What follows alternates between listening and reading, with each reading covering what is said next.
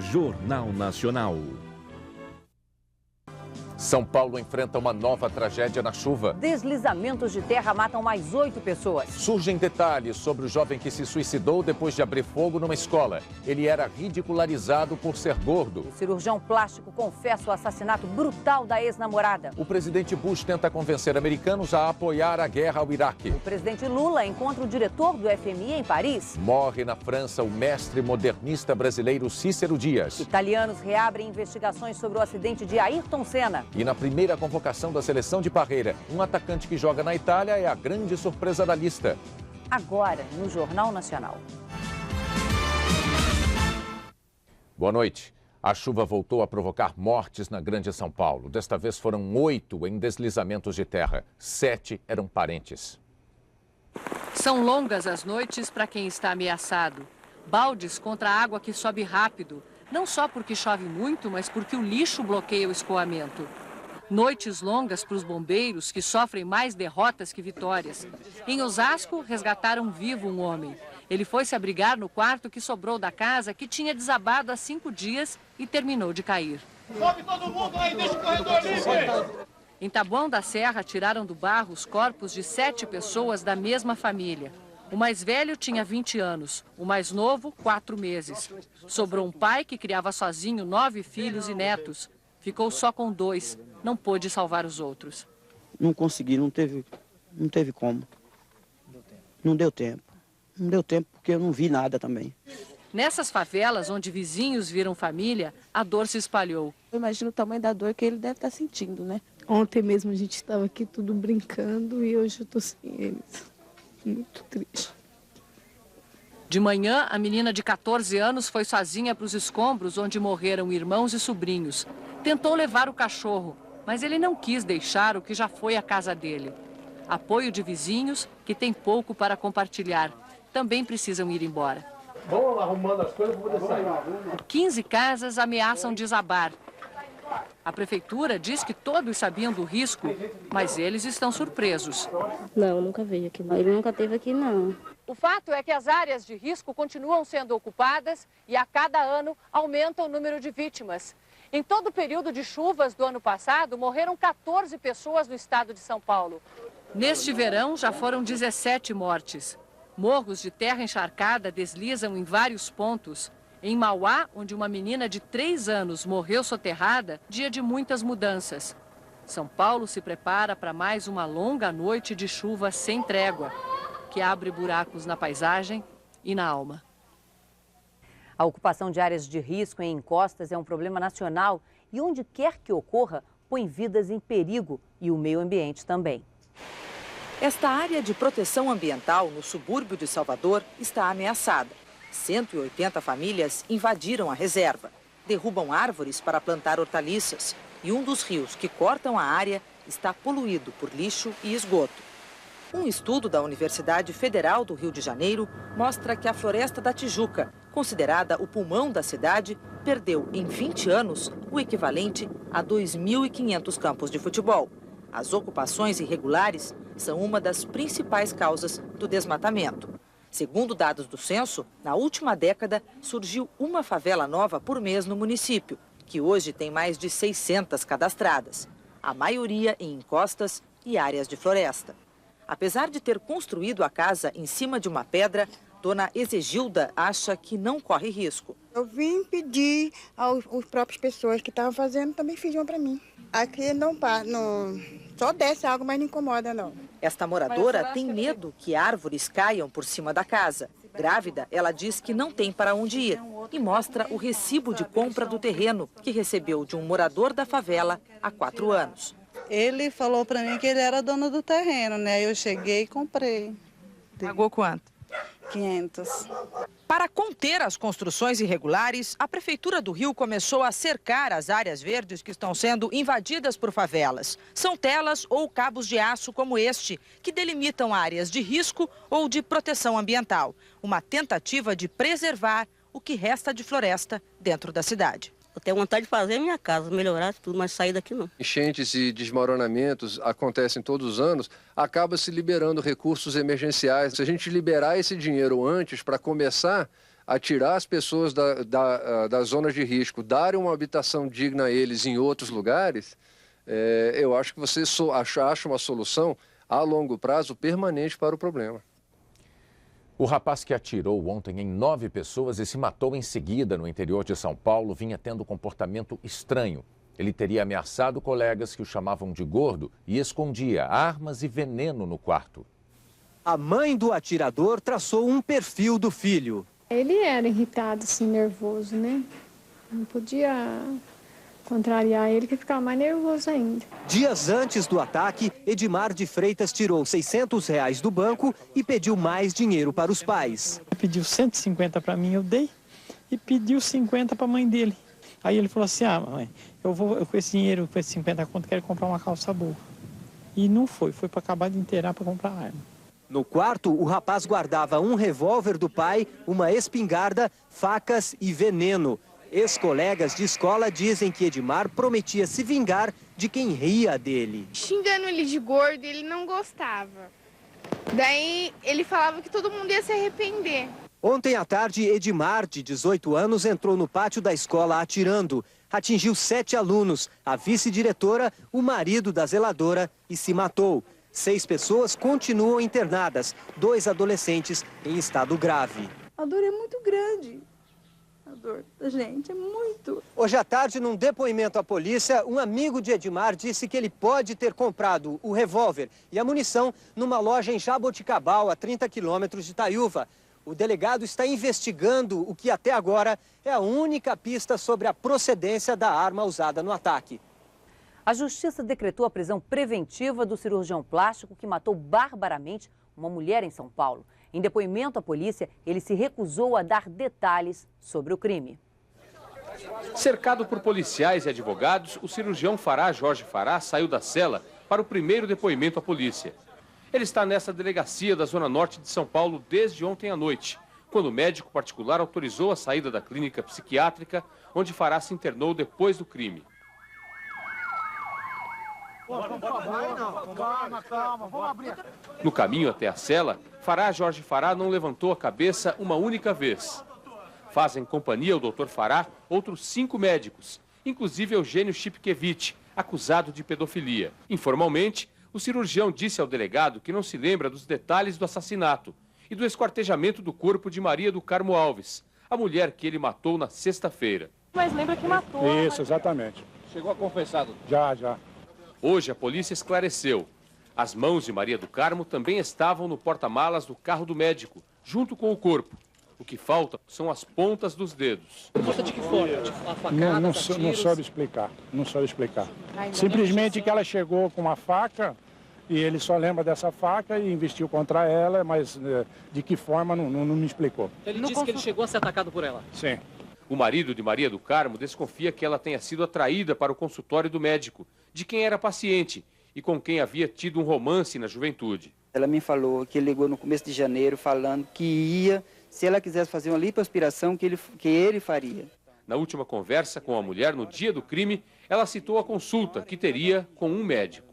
Ela me ligou dizendo que ia no banco fazer um depósito e depois ia, à tarde tinha uma consulta. No depoimento à polícia, Jorge Fará se recusou a contar com que arma matou Maria do Carmo, porque cortou as pontas dos dedos e tirou a pele do rosto dela. Ele alegou que depois de lutar com Maria do Carmo no consultório, não se lembra de mais nada. O juiz que decretou a prisão preventiva do médico disse que se trata de um crime de extrema gravidade e que merece uma resposta firme da justiça. Daqui a pouco, o Ministério Público pede confisco dos imóveis de fiscais acusados de corrupção no Rio. Morre na França um dos maiores artistas brasileiros do século XX.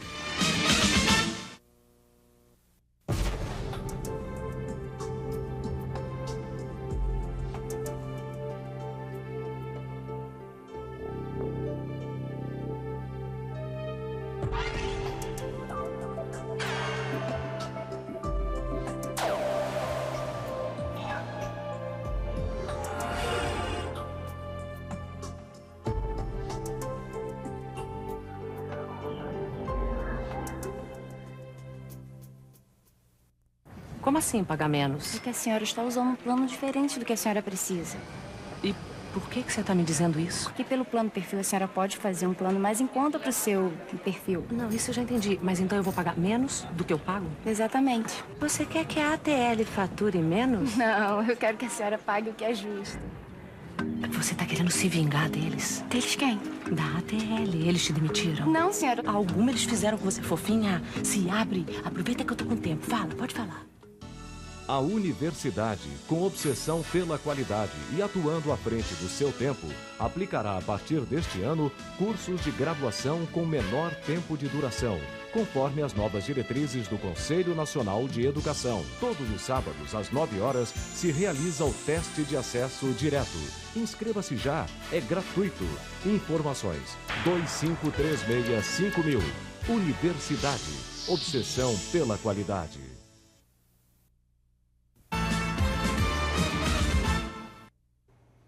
O Ministério Público do Rio vai pedir à Justiça o confisco de imóveis comprados por fiscais federais e estaduais acusados de enviar milhões de dólares para a Suíça. Neste prédio na zona sul do Rio está o apartamento onde mora o auditor da Receita Federal, Heraldo Braga. O imóvel, avaliado em R$1 milhão, fica no bairro do Leblon, um dos mais valorizados do Rio. É um local bem privilegiado. Você tem apartamentos de 1.500, 2.000 o metro quadrado. Tem que ter bastante recurso para poder sustentar um imóvel nesse valor. Um levantamento feito pelo jornal O Globo mostra que o auditor federal também possui um imóvel na região serrana do Rio e outro em Cabo Frio, na região dos Lagos, onde as casas podem custar mais de R$300 mil.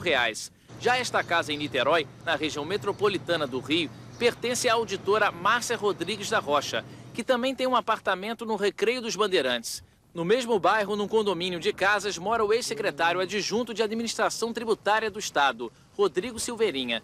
E na Barra da Tijuca, numa área nobre da cidade, está o condomínio de luxo onde vive o homem acusado de ter a maior conta na Suíça, com R$18 milhões, o fiscal Carlos Eduardo Ramos. Ao todo, os fiscais investigados possuem 18 imóveis em áreas valorizadas do estado do Rio. Um levantamento completo sobre os bens dos fiscais e de parentes dos servidores já está no Ministério Público do Rio.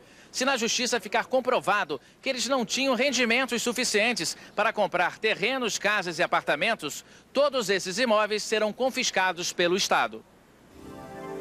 Quarta-feira com previsão de mais chuva no sudeste do Brasil. O clima abafado e a passagem de uma frente fria pela região formam nuvens carregadas que provocam muita chuva no leste paulista, no Rio de Janeiro e no sul de Minas Gerais. O tempo fica chuvoso na faixa escura, que inclui ainda grande parte do nordeste. Sol e calor do extremo sul a Mato Grosso do Sul. Chove à tarde nas outras áreas. Mínima de 18 graus em Curitiba e máxima de 34 graus em Campo Grande. A Secretaria de Saúde de Minas confirmou hoje a morte de mais uma pessoa por febre amarela no Vale do Jequitinhonha. Em um mês, 7 pessoas morreram na região vítimas da doença. Outras 4 morreram com os mesmos sintomas, mas a causa ainda está sendo investigada. Foram notificados 64 casos de febre amarela. A Secretaria de Saúde do Espírito Santo está investigando a morte de 3 pessoas suspeitas de terem tido dengue hemorrágica. Neste mês foram notificados 11 casos da forma mais grave da doença, contra 1 em janeiro passado. O estado é o que registra o maior número de notificações de dengue no Brasil, mais de 800 este ano. Técnicos do Ministério da Saúde chegam amanhã a Vitória para avaliar o que está sendo feito no combate à doença. Morreu hoje em Paris o artista plástico pernambucano Cícero Dias. Ele tinha 95 anos e era considerado um dos mais importantes pintores modernistas brasileiros. Nas telas, a luminosidade nordestina. Ele dizia, eu pinto Pernambuco, eu pinto o Recife, eu pinto os canaviais e o verde do mar de Recife. Cícero Dias nasceu no engenho Jundiá, na cidade de Escada, zona da Mata de Pernambuco. Começou a carreira no Recife, passou pelo Rio de Janeiro. No final da década de 30, trocou o Brasil pela Europa. A pintura do artista impressionou os franceses. No ateliê de Paris, onde viveu 65 anos, fez amigos famosos, como o poeta Paul Éluard e o mestre Pablo Picasso. Cícero Dias ganhou reconhecimento internacional, mas conservou as raízes e imortalizou uma frase. Eu vi o mundo. Ele começava no Recife. Em Pernambuco, deixou grandes obras, como a homenagem a Frei Caneca e o primeiro painel abstrato da América Latina. A última obra, Cícero Dias criou pensando em marcar a passagem do século XX para o XXI. Ele foi convidado para dar uma cara nova à Praça do Marco Zero, uma área à beira do cais, que tem muita importância para o Recife, porque foi a partir daqui que nasceu a cidade. A este trabalho, ele deu o nome de Rosa dos Ventos. Cícero Dias é o principal representante do modernismo brasileiro, da arte brasileira. Em instantes, a 2 dias do lançamento do Fome Zero, o controle de gastos do programa provoca discussão. O presidente George Bush tenta convencer os americanos da necessidade de atacar o Iraque. A Nissan do Brasil convoca para o comparecimento em uma de suas concessionárias os proprietários dos veículos Nissan Frontier 4x4 fabricados no Brasil com numeração de chassi D 94DCMU D222J302214 a 94DCMU D222J317461 e 94DCMU D223J326719 a 94DCMU D223J384906. Devido à possibilidade de infiltração de água no eixo de roda traseiro, podendo acarretar diluição da lubrificação do rolamento, corrosão e ocasionar, ainda que remotamente, o travamento e a quebra do eixo com o desprendimento da roda. Mesmo sem registro de nenhum acidente, é necessário o comparecimento dos veículos até 28 de julho de 2003 para, gratuitamente, substituir o suporte do sensor do ABS. A iniciativa visa a satisfação dos clientes com qualidade, segurança e confiabilidade de nossos produtos. Em caso de dúvida, ligue para o Saque Nissan 0800 11 10 90 ou acesse www.nissan.com.br. Grande Prêmio Brasil de Fórmula 1. Esse você tem que ver de perto. Chegue na frente. Compre os ingressos pelo telefone. Ligue para 0 Operadora 11 3328 3231. Escolha o seu lugar. 6 de abril, Interlagos. Grande Prêmio Brasil de Fórmula 1. Fique mais perto da emoção. Hoje, depois de Esperança, é hora de paredão e você escolhe quem deve ser eliminado do Big Brother Brasil. E logo depois, tem as emoções da minissérie brasileira A Casa das 7 Mulheres.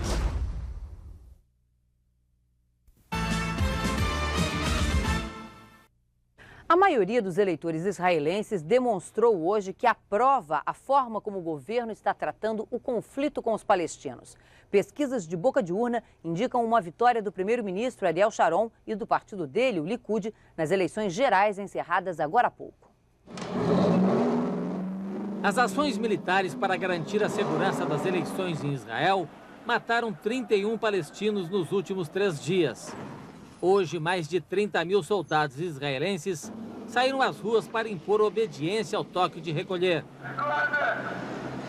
Mas na cidade de Jenin, na Cisjordânia, crianças, adolescentes e homens armados desafiaram os tanques e os carros blindados. 4 palestinos foram mortos. Os dirigentes palestinos acusam o candidato favorito das eleições, o primeiro-ministro Ariel Sharon, de ter feito as ações militares para ganhar voto. Virtualmente eleito, Sharon disse que elas foram necessárias para prevenir os ataques dos homens-bomba contra os eleitores. As pesquisas de boca de urna confirmaram as previsões das últimas pesquisas. Vitória folgada de Sharon e de seu partido, o Likud, que passará a ter, no mínimo, 32 das 120 cadeiras do parlamento. Confirmaram também o surgimento de uma nova força política em Israel. O Partido Secular Shodui, que tinha 6 cadeiras no parlamento, ficará com 15. E o grande perdedor foi o Partido Trabalhista de Centro-Esquerda, que teve o pior desempenho de sua história. Perderá 6 das 25 cadeiras que tem hoje. O fracasso é atribuído à fama de pacifista do seu candidato, o general Amram Mitzna. Durante a campanha eleitoral, o general Mitzna defendeu a criação de um Estado palestino independente como solução para o conflito da Intifada. O resultado da pesquisa de boca de urna mostrou que o povo israelense prefere a linha dura de Ariel Sharon contra os palestinos.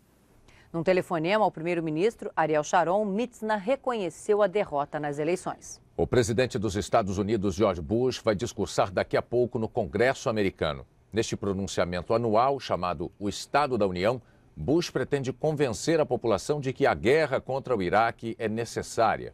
Estas imagens de satélite divulgadas pela rede de TV americana NBC mostram o que seria, segundo o Serviço de Inteligência dos Estados Unidos, uma fábrica de ricina e cianeto, substâncias usadas para produzir armas químicas e biológicas. A fábrica fica na região de Kirmadara, nordeste do Iraque, e seria dirigida pelo grupo Ansar al-Islam, ligado à rede terrorista Al-Qaeda.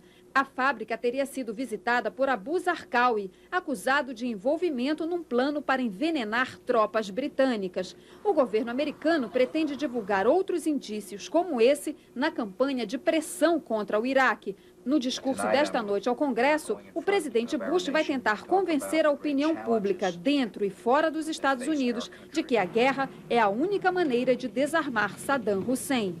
Mas Bush também precisa de argumentos convincentes em outro assunto que tira o sono dos americanos, a economia. Boa parte do mercado considera que a guerra é apenas uma questão de tempo, mas quando ela vai ser declarada, quanto vai durar, o que pode acontecer no Oriente Médio com o Iraque pós-Saddam, são muitas incertezas, exatamente o que o mercado não gosta.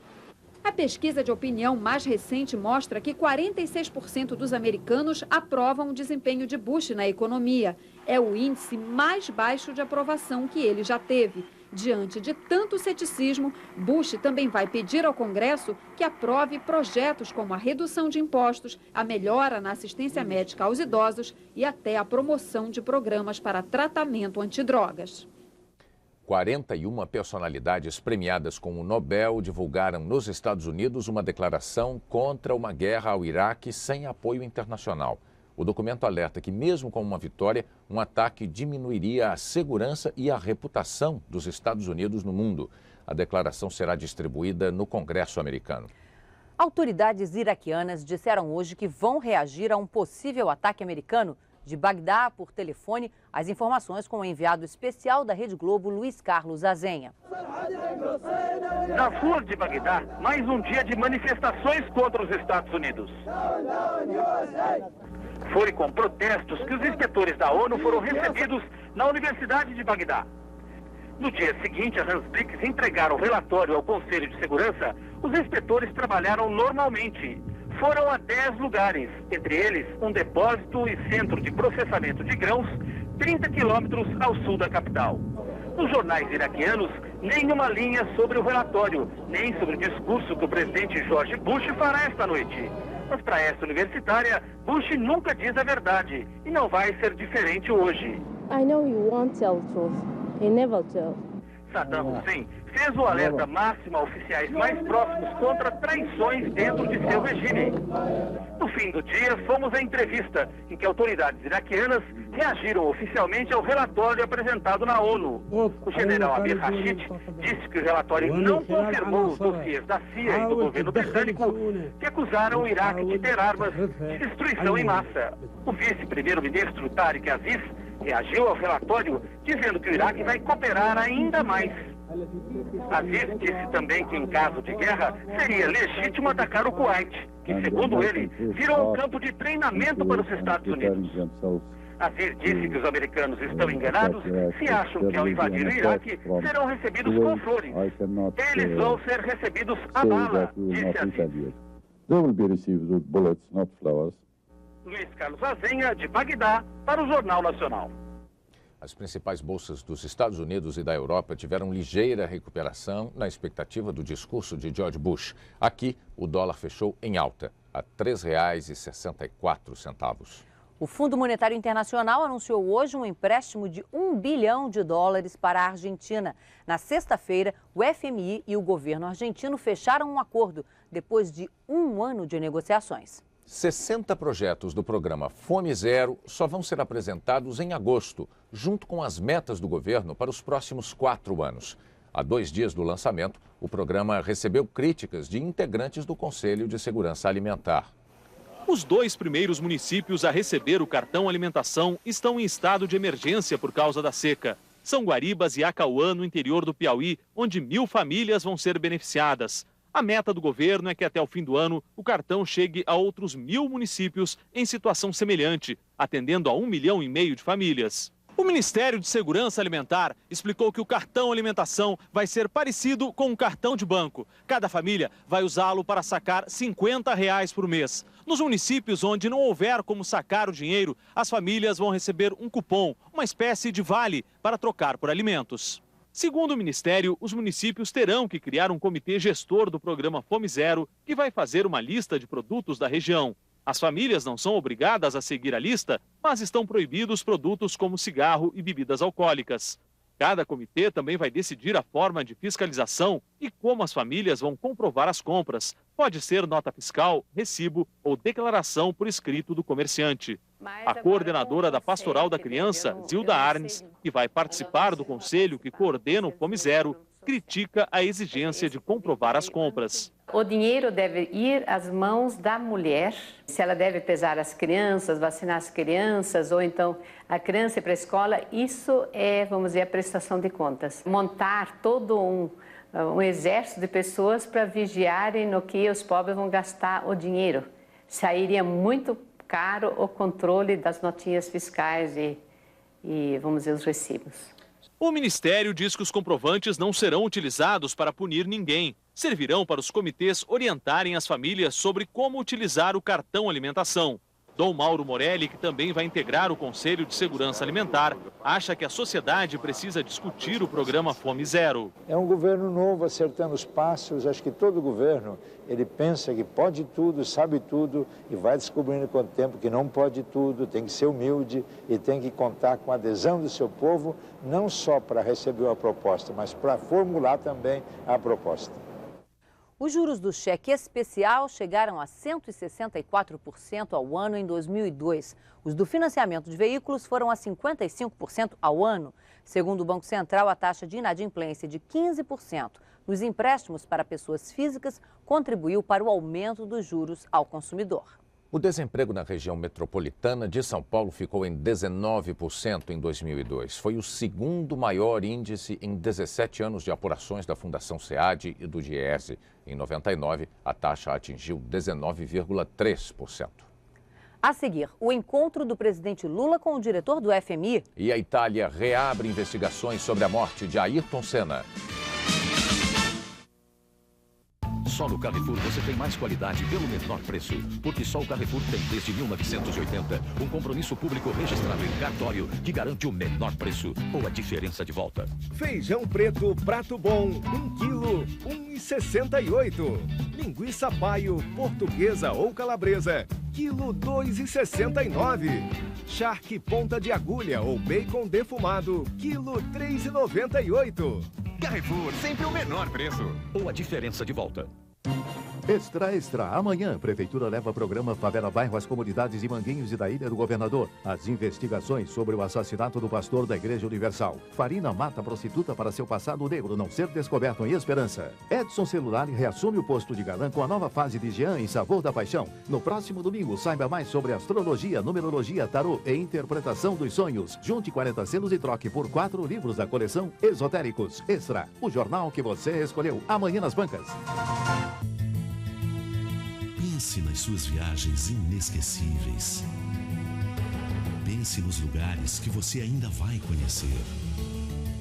A Varig leva você para 66 cidades no Brasil e 24 no exterior em 450 voos diários.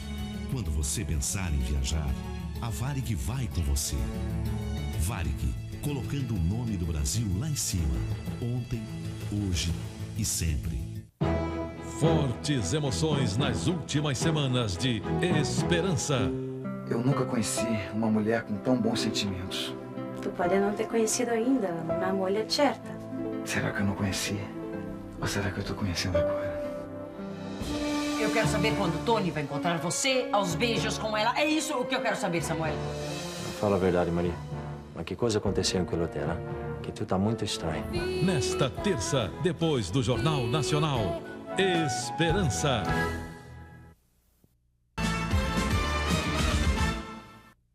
A justiça italiana decidiu hoje reabrir investigações sobre as circunstâncias da morte do piloto Ayrton Senna.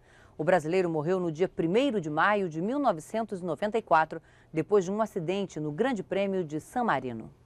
O tricampeão mundial de Fórmula 1 corria pela Williams e bateu a mais de 200 km por hora na mureta de proteção da curva Tamburello, no circuito de Imola.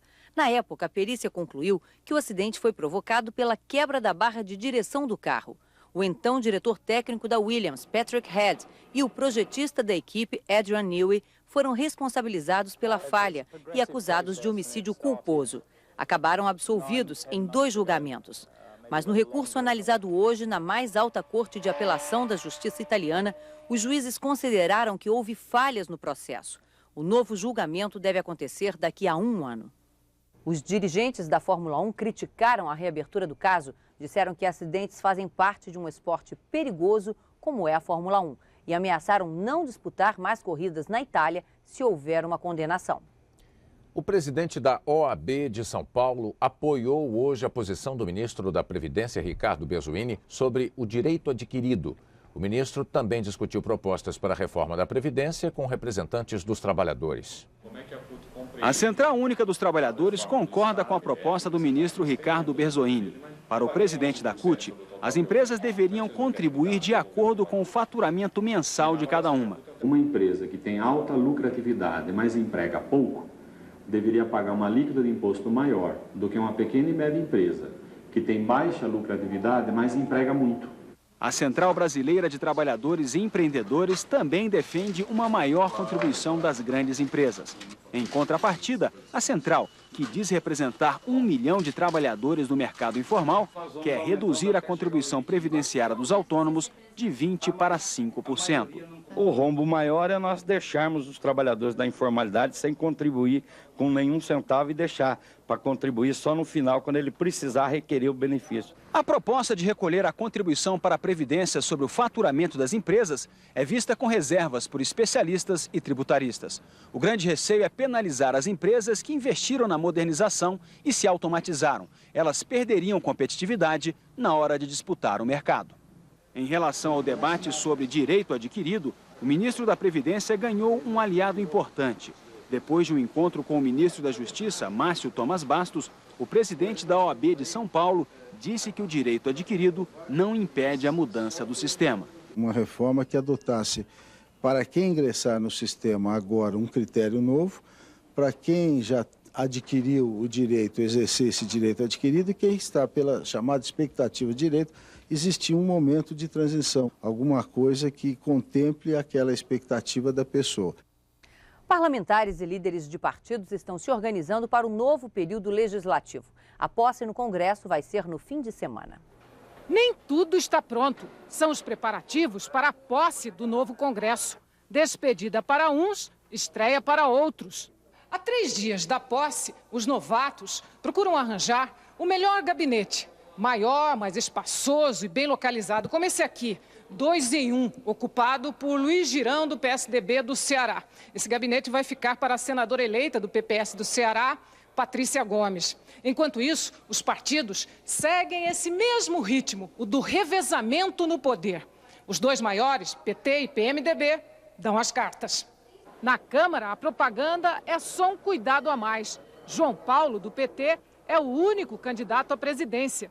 Ele conta com o apoio de todos os partidos. Cada partido tendo o seu tamanho e o seu espaço devido na Câmara, é possível buscar uma unanimidade. No Senado, o PMDB ainda age com cautela. O candidato à presidência percorre as lideranças dos outros partidos. José Sarney quer contar com o aval de todos. O PMDB fará o que for possível fazer para que tenhamos uma concertação que, de igual maneira, atenda a todos os partidos. Apesar de ter a 3ª bancada no Senado, o PT se adiantou.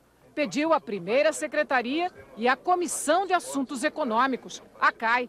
Vai ser uma negociação difícil. Para nós é uma comissão fundamental. Todo o processo político ele tem hoje uma interação muito forte com o processo econômico que norteia as ações de governo. O PMDB já levou o prêmio maior que a presidência do Senado. Eu creio que não seria um sacrifício tão grande ceder ao PT a presidência da CAI nós estamos fazendo também um esforço muito grande para que aqui tenhamos uma política de paz e amor.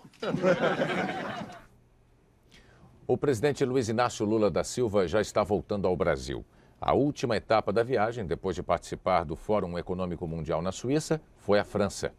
O primeiro encontro do presidente foi com o primeiro-ministro da França, Jean-Pierre Raffarin. Luiz Inácio Lula da Silva, antes, porém, tinha conversado por telefone com o ex-presidente Fernando Henrique, que também está em Paris. Acolher bem o Brasil é tradição na França. E para o encontro principal do dia, no Palácio Élysée, com o presidente francês, toda a pompa militar estava alinhada. O presidente da França, Jacques Chirac, almoçou e conversou com o presidente do Brasil. E os dois pareciam em sintonia na hora dos discursos. Brasil e França são grandes forças, no Mercosul e na União Europeia. Chirac disse que tinha toda a confiança no governo brasileiro e que esperava encontrar brevemente o presidente no Brasil. O desencontro de opiniões apareceu quando o tema era protecionismo, particularmente na agricultura. Chirac disse que o culpado era os Estados Unidos, muito mais do que a França. Luiz Inácio Lula da Silva não pareceu muito convencido. Se nós quisermos fazer um jogo de livre comércio, que o livre comércio seja para todos e não apenas para alguns. Nós não aceitaremos, em hipótese alguma, essa política de 2 pesos e 2 medidas. No tema de todo dia, guerra no Iraque, a sintonia voltou. A resposta mais firme foi do presidente brasileiro. Eu penso que um ser humano qualquer pode cometer uma loucura qualquer, mas o Estado não pode cometer, por isso nós temos que pensar melhor. Dali o presidente foi para a Embaixada Brasileira. Durante toda a tarde, políticos franceses do Partido Socialista e do Partido Verde fizeram uma romaria para ver Luiz Inácio Lula da Silva. Mas a mais relevante dessas conversas foi com o número 1 do FMI, o alemão Horst Köhler. É a segunda vez que os dois se encontram e foi tudo muito amistoso. Melhor ainda, foi a opinião de Köhler. O líder do FMI elogiou a política econômica do novo governo. Disse que o apoio ao Brasil, por parte da instituição, é total e que tem toda a razão para ser otimista em relação ao futuro.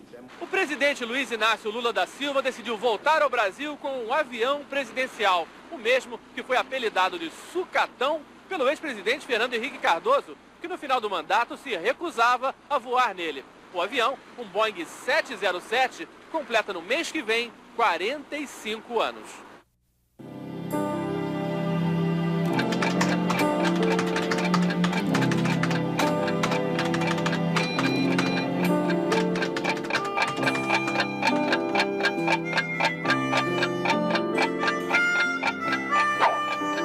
O próximo.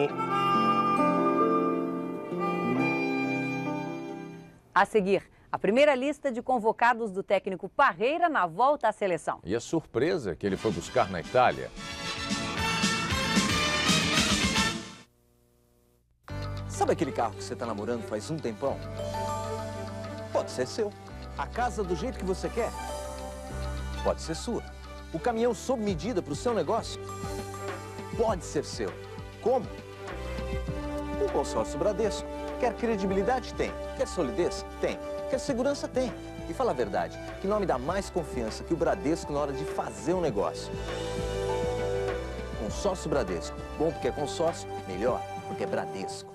Cacique tá aqui para mostrar as tribos que vão pagar mico nesse verão. Os Goela Seca. Essa tribo esquece que no verão o corpo precisa de muito líquido e refeições leves para a pança não reclamar. Quando desidratação, vômito, diarreia e febre atacam um pequeno índio, receita é copo com água, colher de açúcar e pitada de sal. Soro caseiro nele, cara pálida. Programa de índio é não seguir essa dica. Apoio Rede Globo.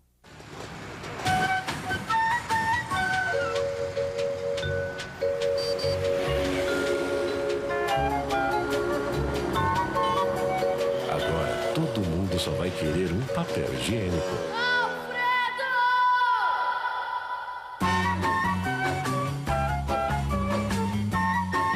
Chegou o novo Neve, com folha dupla e macio dos dois lados. Neve, agora 2 vezes mais macio. A Federação Italiana de Vôlei suspendeu hoje o brasileiro Giba, acusado de doping. A punição é preventiva até que o Comitê Olímpico Italiano analise o caso, o que só vai acontecer depois da divulgação do resultado do exame de confirmação. O primeiro exame de Giba apresentou a substância proibida THC, encontrada na maconha. Um atacante jovem foi a surpresa na primeira convocação de Carlos Alberto Parreira para a seleção. O técnico anunciou a lista de jogadores de clubes estrangeiros para o amistoso do dia 12 do mês que vem contra a China. Ele não se chama Carlos Alberto Scolari, nem gosta daquele sistema tático de 3 zagueiros. Mas na escolha dos jogadores, Parreira e Luiz Felipe até que são parecidos. A primeira lista do ano tem 12 pentacampeões. Dida, Cafu, Belete, Roberto Carlos, Júnior, Edmilson, Roque Júnior, Gilberto Silva, Ronaldinho Gaúcho, Denilson, Rivaldo e Ronaldinho. E tem também Juan, Flávio Conceição, Juninho Pernambucano, Zé Roberto, Emerson, Amoroso e Adriano. Adriano? Embora não seja um estreante na seleção, Adriano foi a única novidade nesta primeira lista de Parreira. Ele é o mais jovem e o menos famoso da turma. Pela seleção foi lançado por Leão em 2000 e jogou poucos minutos contra a Colômbia. Adriano tem só 20 anos e joga no Parma. Já marcou 8 gols no atual campeonato italiano. Exatamente por ser jovem, está atuando lá fora, está indo muito bem, já participou de 2 ou 3 equipes. Eu acho que vale a pena ser observado. Parreira acha que tem time para muito tempo. A geração do Penta ainda é jovem, mas tem suas exceções. Existe a preocupação de acompanhar jogadores como o Cafu, o próprio Rivaldo, que já estão com a idade não avançada, mas já naquele limite, nós temos que estar atentos ao rendimento desses jogadores. A seleção 2003 mistura campeões mundiais de 94, como a própria comissão técnica, com campeões da última Copa e outros destaques do futebol europeu. Em tese, um timaço. O bom já não serve mais. Para nós temos que trabalhar em cima da perfeição, do que tem que ser excelente, mano. A lista de convocados para o jogo contra a China será completada na terça-feira que vem. Parreira pretende convocar um goleiro, um zagueiro e um jogador de meio de campo de times brasileiros. Uma boa noite. Boa noite para você, até amanhã.